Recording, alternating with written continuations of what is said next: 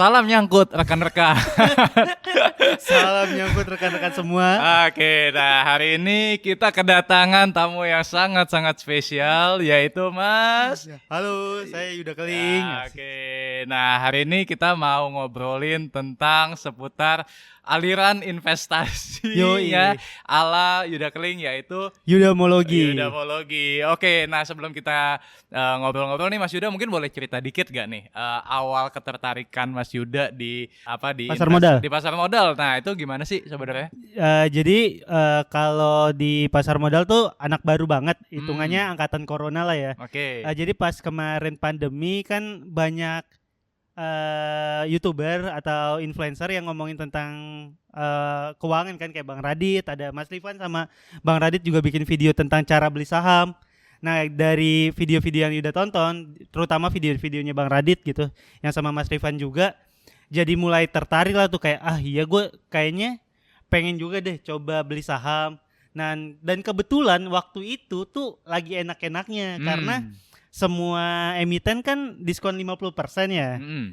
Untung lah, terus ngerasa jago. Oke. Ternyata emang dulu itu kalau dipikir-pikir beli apa aja untung kan. Iya. Ya.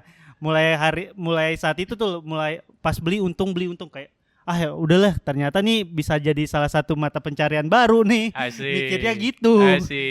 Pas udah mulai November, Desember, udahlah tuh mulai ke masuk ke dunia pernyangkutan tuh.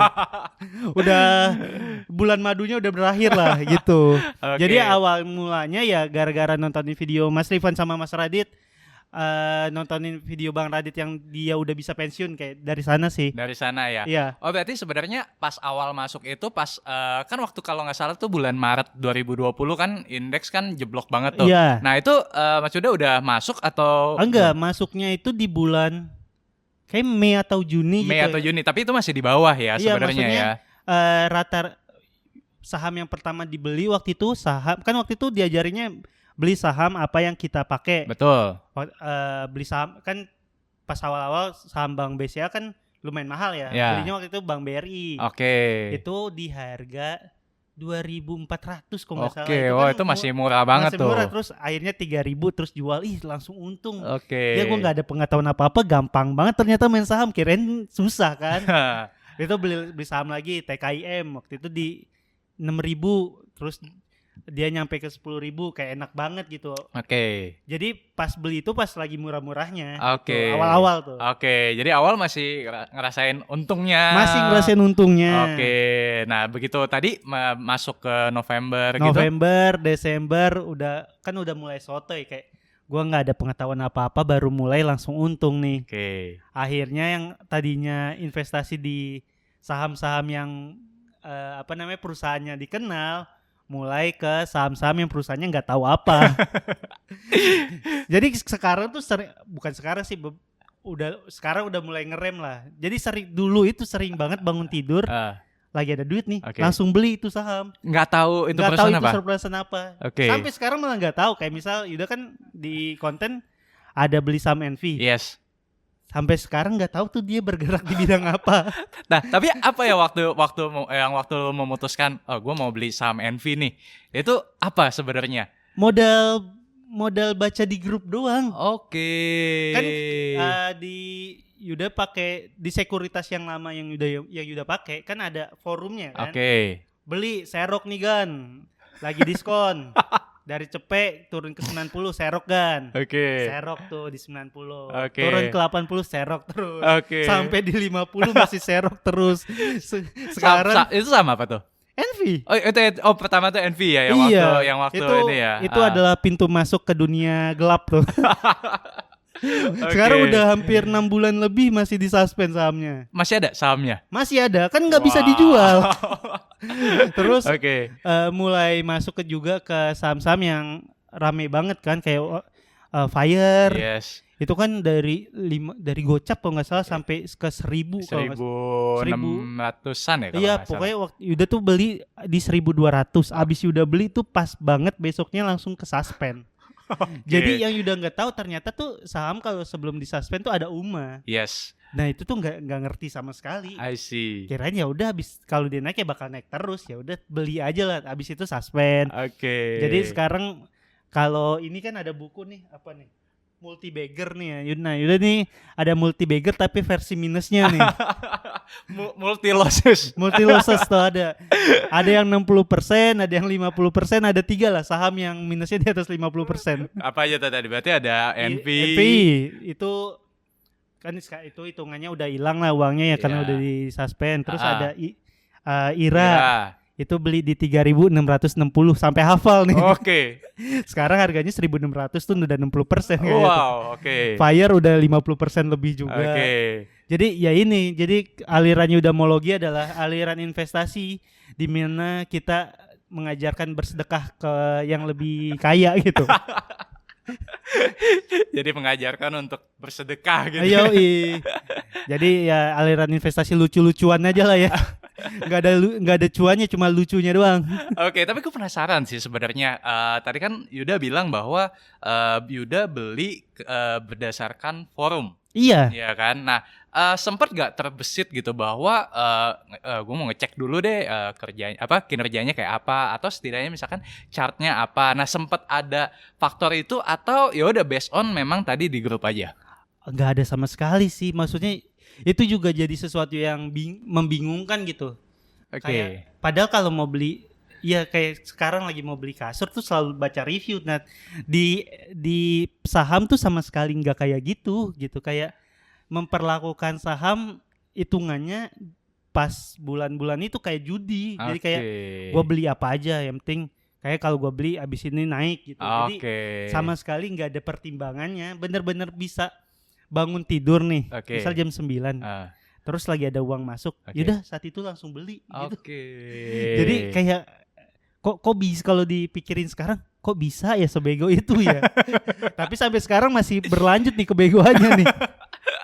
Gak belajar. Tapi kan tadi lu cerita bahwa ada yang minus 50%. Panik gak? Enggak sama sekali sih tuh yang anehnya tuh. Jadi mungkin salah satu-satunya pelajaran yang diterapkan dari banyak nontonin video di YouTube itu uang dingin. Jadi ya sekarang hitungannya kan banyak yang minusnya ya. Kalau secara total malah 30% lebih. Jadi kayak ya udah diemin aja selama uang yang gak gua butuhin, kan gak perlu gua cut loss. Betul. Gitu sih. Oke, jadi itu masih untungnya adalah masih pakai uang dingin ya. Iya, untungnya rugi juga sih, harusnya kan bisa dapat duit ya. Kenapa rugi dibilang untung, bingung juga nih. Iya, dan bukan tipe yang mantau setiap hari juga, jadi kadang tuh nggak tahu kalau ternyata udah jatuh segitu dalam. Nah itu dia sih sebenarnya yang gue juga pengen tanya. Pas jatuh itu lu nggak kepikiran misalkan untuk cut loss gitu atau gimana? Nah itu Yuda tuh ngerasa kalau cut loss serugi. Jadi dibanding kan uangnya belum mau dipakai nih. Yes. Jadi ya udah diemin aja, siapa tahu naik lagi. Siapa tahu. Ternyata bukannya naik lagi malah turun lagi. Turun lagi sampai akhirnya tuh kayak yang 50% aja masih ditahan gitu. Cuma emang beberapa kali ada sih yang cut loss. Misal kayak Yuda waktu itu, ini yang baru-baru ini ya, beli Inco tuh di harga 5.100. Terus cut loss di harga 4.000-an lah. Karena mikir kayaknya nih kan katanya IHSG-nya lagi koreksi lah ya. Ini mumpung baru 20% cut loss aja lah. Biar kita pindahin ke emiten lain. Udah pindahin tuh ke emiten NPGF. Sekarang NPGF-nya minus 30%. Sama aja ternyata. Ngapain gua pindah-pindah kalau gitu kan. Mending gua diem aja di satu emiten. Tadinya berharap mau pindah dengan tujuan supaya yang loss-nya tadi bisa tertutupi. Iya, ternyata yang pas pindah turun-turun juga. Ini berarti dijegal semesta banget. Dijegal banget gitu. I see. Oke, nah selain saham, lo ada di kripto juga ya belakangan ya? Di cryptocurrency juga. Jadi kan sebenarnya hitungannya kan content creator ya. Iya. Ikut apa aja yang rame gitu. Betul. Cryptocurrency rame nih. Wah, kayak bisa nih jadi konten. Ikutlah, masuklah. Cuma kayak gitu. prosesnya tuh sama kayak waktu main di saham. Oke. Awal-awal tuh dapat bagusnya tuh. Oke. Punya doge di harga pernah di 600, 600. jual di 900. Berarti awal tahun ya? Awal tahun. Oke. Jual di 900, untung tuh udah 50%. 50%. Kan. Terus akhirnya dari pas doge 900 dijual tuh dia ke 7.000 emang sih. Nyebelin juga tuh. Buat jual kenapa ke 7.000, akhirnya turun lagi ke 4.000, beli lagi. Terus kemarin di doge sempat ke 10.000 ya kalau dirupiahin ya, karena udah pakainya aplikasi yang harganya dijadiin rupiah. Untung lah, akhirnya namanya manusia kan kita serakah ya. Kirain ya wah Bitcoin bener masa depan dunia nih. Masuklah ke koin-koin yang lebih kecil. Doge kan hitungannya ada Elon Musk di belakangnya. Atau BNB kan emang trade tempat jual beli Bitcoin yang paling besar ya. Ada Ethereum. Nah, mulai nih masuk ke koin-koin kecil nih. Koin-koin yang berdasarkan forum aja udah. Masuk ke BTT tuh. BitTorrent. Harganya di 105, sekarang harganya 50, ya ampun. Dalam waktu? 1 minggu minus 50%, ampun. Gila. Jadi kayak ampun kok ya begini banget gitu, kok gak belajar gitu. Gara-gara serakah sih, harusnya tuh stop aja gitu. Tapi kan kita nggak tahu, takutnya kayak waktu itu tuh abis dijual dia naik lagi. Kan. Ternyata abis dijual Elon Musk bilang Tesla nggak bisa dibeli pakai Bitcoin, Cina nge-ban Bitcoin. Ya ampun, itu double kill tuh. udah ditusuk sama Elon, ditusuk sama kebijakannya China. Betul, itu tuh udah ditusuk. Ibaratnya udah jatuh ditimpa John Cena kayaknya tuh.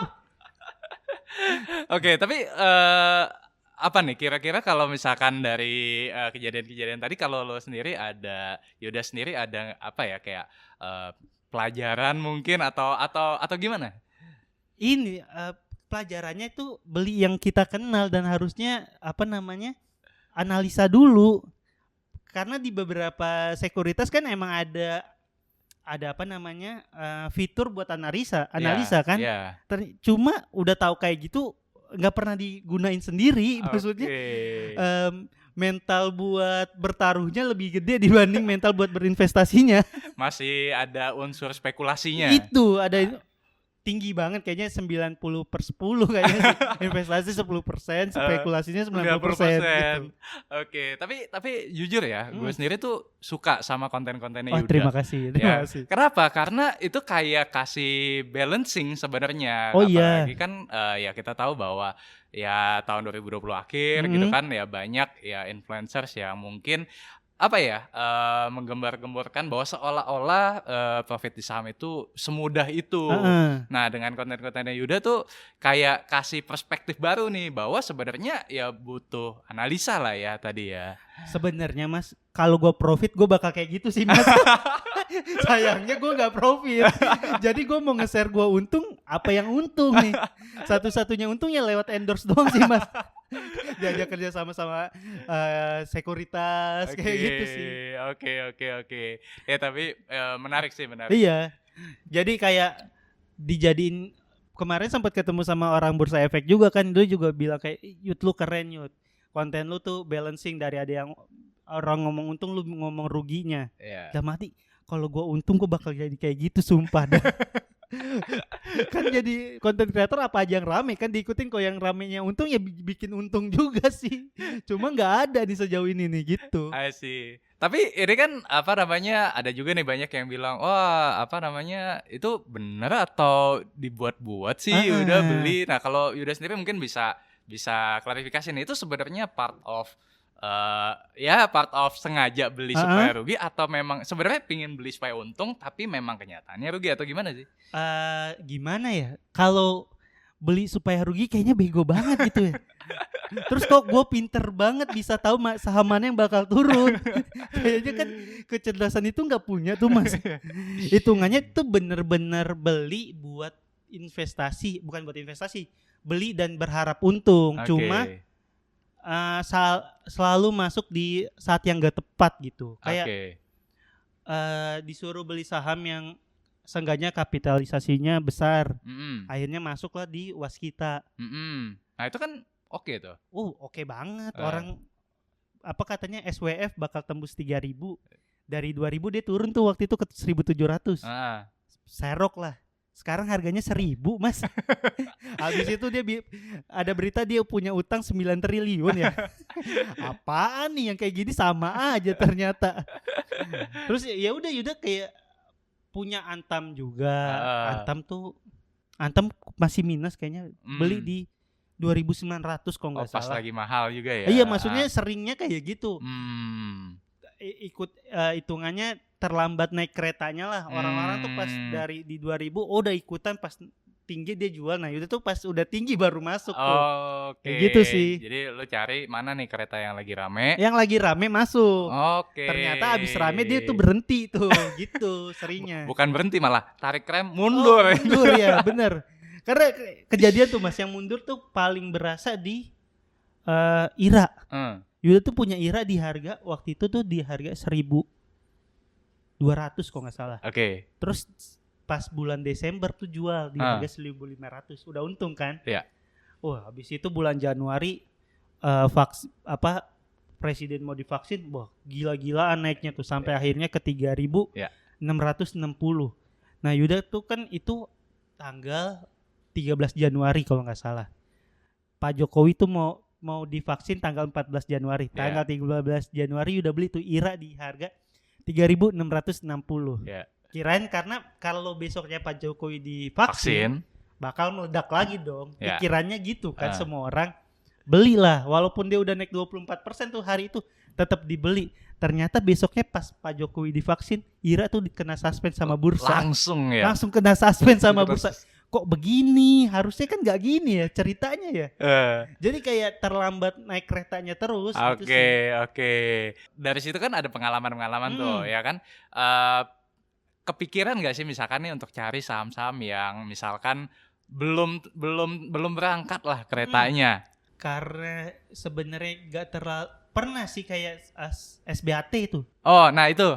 Itu kan beneran cuma unsur bikin konten komedik ya. Kayak saham sebat tuh fundamentalnya bagus di tongkrongan, karena kalau orang nongkrong sebat dulu ya mau pulang. Kayak gitu kan. Yes. Akhirnya bikin kayak gitu, terus ternyata rame beneran sahamnya. Nggak tahu itu gara-gara Yuda. Itu Yudamologi tuh, itu Yudamologi. Cuma akhirnya sahamnya saat itu besoknya hijau lah. Nah, abis itu kan saham itu nggak selamanya hijau ya kan, pasti ada turunnya. Nah, pas turun itu banyak yang nge-DM kayak, "Yud, gue nyangkut nih, gimana nih?" Lu yang goblok, kenapa gue yang salah nih? Gue bikin video konten lucu-lucuan, mana ada fundamental perusahaan yang berdasarkan anak tongkrongan kan. Kayak akhirnya saat abis itu tuh udah males lagi buat bikin konten yang kayak ngepom-pom gitu. Karena ternyata nggak nyaman ditanya, "Yud, gue nyangkut gimana ya?"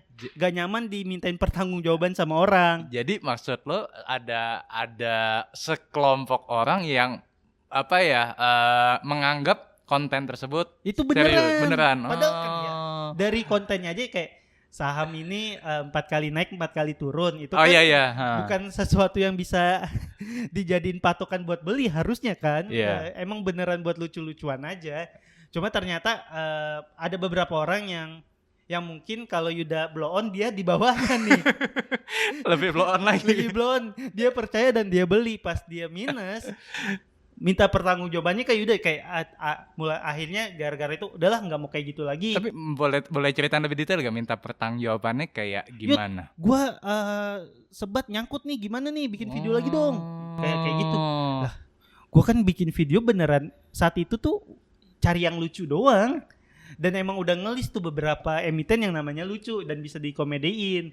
So, akhirnya sampai sekarang belum bikin yang kayak gitu lagi. Padahal listnya udah ada tuh. Listnya udah ada list ya. emiten yang namanya lucu gitu. Tapi males karena takut males diminta pertanggungjawaban tadi. Iya, takutnya gitu. Padahal kan mungkin aja waktu itu pas naik tuh emang kebetulan aja lagi naik gitu kan. Oke. Nah, kalau misalkan Yuda sendiri sama kemarin kan tadi kan sempat cerita tuh diajak sama tim Bursa Efek Indonesia gitu kan. Nah, ada apa tuh? Misalkan ada istilahnya ada tendensi ke arah mana gitu maksudnya untuk edukasi. Ini sekarang sih diajakin ternyata Bursa Efek Indonesia setiap tahun tuh punya program influencer inkubator ya. Nah, Yuda di tahun 2021 ini salah satu yang diajak gitu. Jadi ya seneng juga kayak ternyata dari konten lucu-lucuan gini bisa ketemu banyak orang, kayak pernah satu webinar sama Pak Pandu Sahrir, ketemu Mas Marco juga dari Bursa Efek, sekarang ketemu Mas Rifan gitu. Orang-orang yang videonya Yuda tontonin sebelum masuk pasar modal gitu. Ya senengnya di sananya sih kayak gitu. I see. Jadi nambah relasi juga lah ya. ya. Iya, nambah relasi orang. Nambah relasi dan ya nambah rezeki juga lah ya pastinya. Amin. Kayak gak pernah kepikiran bisa makan siang bareng sama Cirita Effendi. Ya. Itu kan orang yang di pasar modal udah senior banget ya. Yes, betul. Sekarang tuh udah punya circle yang ngomongin pasar modal gitu. Jadi menyenangkan lah, itu satu kayak sesuatu yang nggak pernah terfikirkan sebelumnya sih, kayak bisa duduk di sini di Indonesia Value Investor Asset. Oke, jadi kan tadi udah cerita tentang di bursa juga akan ada bikin influence incubator gitu ya. Salah satu yang terlibat lah. Salah satu yang terlibat ya. Mudah-mudahan juga bisa kasih edukasi lah ya ke teman-teman investor ya. Lucu-lucuan aja sih udah kayaknya. Kayak edukasi nggak ada ilmunya sih. Cuma kalau bikin lucu bisa. Kalau bikin pinter kayak jauh. Tapi itu sebenarnya ada satu cara yang ya balik lagi sih bikin orang tuh bisa menangkap dengan mudah gitu ya kan. Oh iya. Ya kan, bahwa ya investasi tidak selalu seserius itu atau tidak selalu ya bisa dibilang pasti untung. Oh iya benar. Ya kan. Nah, ngomong-ngomong, kalau sekarang nih lagi ada kesibukan selain di pasar modal, kesibukannya sekarang apa aja? Kalau stand up comedy masih jalan? Stand up sih hitungannya gimana ya? Selama pandemi ini kan emang nggak boleh bikin acara offline ya. Maksudnya acara offline tuh masih terbatas lah. Jadi beberapa kali masih tetap stand up, cuma lebih sering online sih stand up-nya. Kayak ada yang bikin webinar tentang keuangan, udah diundang sebagai ngisi hiburannya kayak gitu, karena kayak mungkin mereka ngerasa udah bisa bikin materi yang nyambung sama apa yang mereka omongin kayak gitu. Sekarang juga sempat nulis bikin materi stand up tentang pasar modal kayak gitu sih, karena emang kebutuhannya lagi sering banget diajak di webinar yang berkaitan dengan investasi. Jadi biar bisa nyambung lah, biar bisa blend sama apa yang mereka omongin. Walaupun ya enggak ngedukasi sih, cuma kayaknya bisa nemu titik lucu di antara pasar modal dan pendengarnya gitu sih. I see. Dan itu kayaknya sesuatu yang unik banget sih. Iya, jadi banyak yang ngerasa ajak dia, dia bisa nyambung nih, dia ngerti tentang resisten, ngerti tentang support gitu. Iya. Walaupun ya ngertinya cuma sebatas buat komedi doang gitu. I see. Oke, nah sekarang gue mau nanya nih, kalau misalkan Yuda sendiri kan sekarang lagi banyak nih bikin konten-konten tentang pasar modal ya, baik saham ataupun kripto. Nah, kedepannya nih ada rencana akan tetap bikin konten-konten seperti itu, atau bakal balik lagi nih ke stand up atau bikin film? Kalau bikin film kayaknya masih jauh banget, kayaknya belum punya kemampuan ke sana. Nah, kalau soal kontennya masih akan di seputar itu atau enggak, kemungkinan besar masih, karena sebagai konten kreator juga kan baiknya bikin apa-apa yang lagi rame biar Instagram kita juga rame, engagement-nya baik gitu. Jadi kayaknya di tahun ini kan orang-orang yang investasi di cryptocurrency atau di pasar modal lagi banyak-banyaknya. Jadi kemungkinan besar sih masih akan terus ngebahas ke sana juga. Cuma stand up-nya tetap nggak dilupain kayak tadi.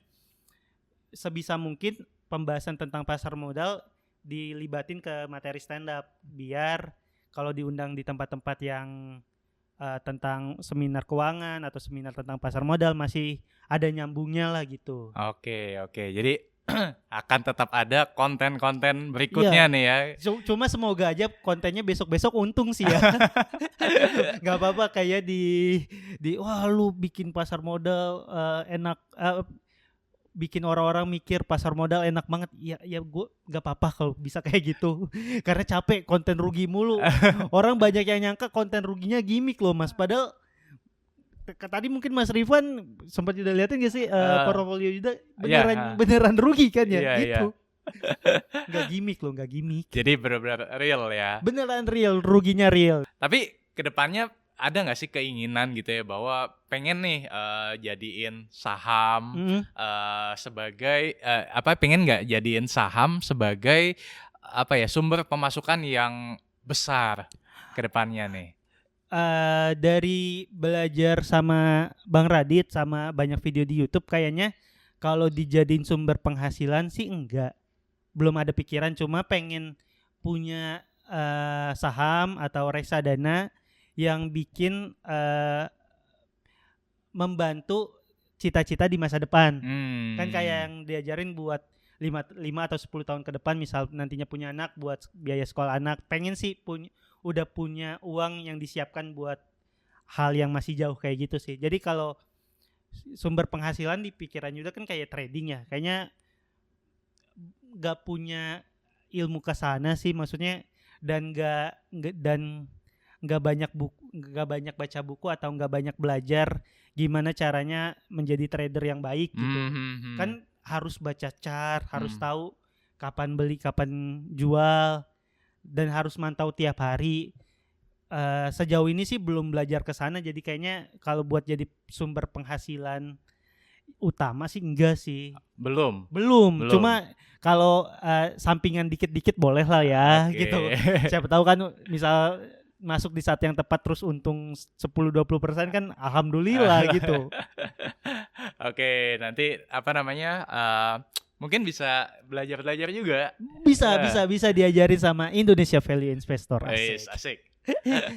Oke, tadi sebenarnya ada satu pertanyaan yang agak kelupaan. Oh ya, kenapa?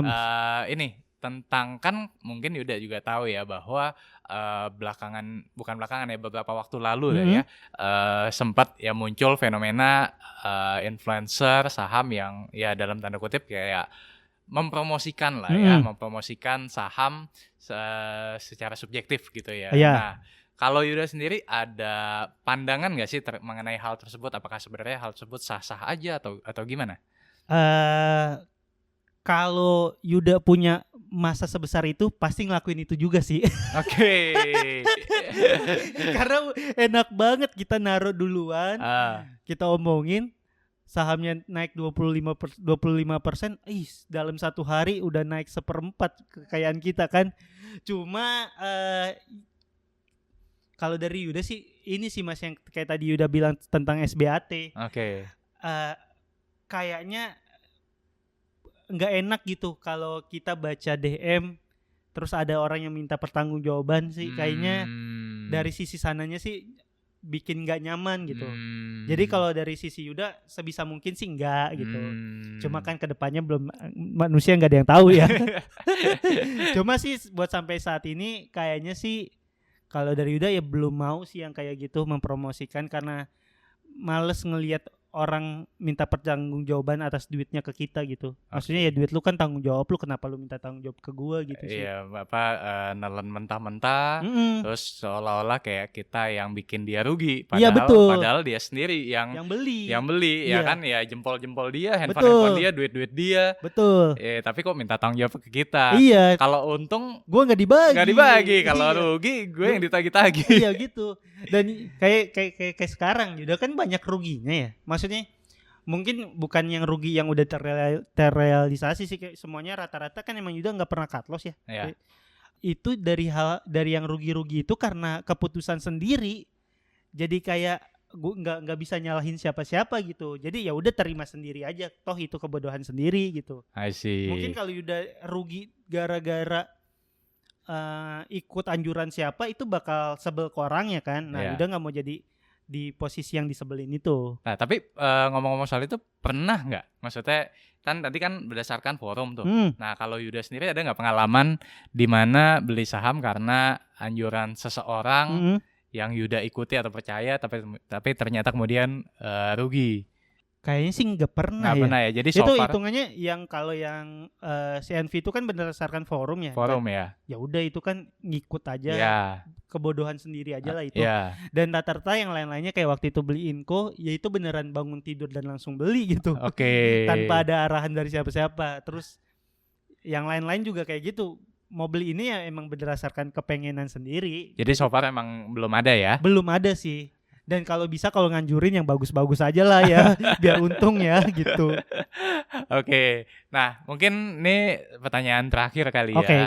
Nah, kalau Yuda sendiri ada nggak sih apa ya, balik lagi mungkin pesan-pesan Mm-mm. buat teman-teman penonton ya di balik kontennya Yuda, Iya. ada nggak sih pesan-pesan yang sebenarnya ini mungkin nggak bisa disampaikan kalau di videonya Mas Yuda, Oke. tapi mungkin pingin banget disampaikan. Pesannya apa ya? Aduh, ini kalau lagi di bagian ngasih sesuatu yang berpendidikan langsung pusing gini saya, Mas. Langsung Sumpah, sakit Bang. kepala. Iya, langsung sakit kepala gitu. Gimana ya? Mungkin pesannya kalau mau investasi pakai uang dingin lah, itulah. Maksudnya biar berapapun jatuh uang lu atau berapapun minus yang lu sedang alami, nggak terlalu deg-degan gitu. Kayak gue minus di banyak tempat, cuma ya tetap ngerasa aman-aman aja karena emang uangnya belum mau dipakai dalam waktu dekat gitu. Atau pesan yang paling gampang nih ya, kalau lo mau investasi tonton videonya Mas Rifan. Oke. Tonton videonya Mas Radit, Bang Radit. Ya. Tuh kan dia banyak tuh yang ngomongin saham dan pinter-pinter, dan lu ambil ilmunya dari dia aja lah, jangan dari gue lah. Dari gue kayaknya nggak ada ilmunya sih. Oke, itu tadi pembahasan tentang Udamologi. Udamologi. Dan semoga kalian nih yang nonton video ini ya bisa terhibur, Amin. ya bisa ambil manfaatnya juga. Yoi, kalau Ya. ada. Ambil yang bagus-bagusnya Iya. juga ya, karena ya ini memang perlu diapresiasi juga sih konten-konten Mas Yuda, karena kasih sudut pandang lain sih. Atau ini mungkin ada Mas satu yang bisa diambil dari Yuda ya. Keberanian buat mulai investasi. Yes. Mungkin kan kadang kalau kita pertimbangannya banyak, gue mau investasi tapi gue gini, akhirnya nggak mulai. Ya. Seenggaknya mulai dulu aja. Yes. Asik, mulai dulu aja kayak campaign e-commerce ya. Maksudnya keberanian itu kayak bisa bangun tidur dan beli. Ya. Itu kayaknya satu yang bisa dipertimbangin buat banyak orang sih. Buat mulai dulu mungkin dananya ya kecil dulu, lama-lama kan kita bakal belajar seiring berjalannya waktu kan. Waktu dananya lebih besar pasti lebih belajar gitu. Oke, mungkin segitu dulu aja teman-teman. Nih udah rame banget nih videonya ya. Semoga terhibur, semoga bermanfaat ya. Kalau misalkan pingin kontak ke Mas Yuda, kira-kira mau kontaknya kemana Mas? Ke Instagram aja, ada email di sana. Siap banget nerima endorsan, ayo. Ya, Gua butuh duit buat average down. Ya gila dia pecah banget deh. Oke, thank you ya Mas Yuda. Ya, udah sama-sama bersedia Mas Rifan. hadir, ya. Sampai ketemu di video-video selanjutnya. Bye-bye. Dadah.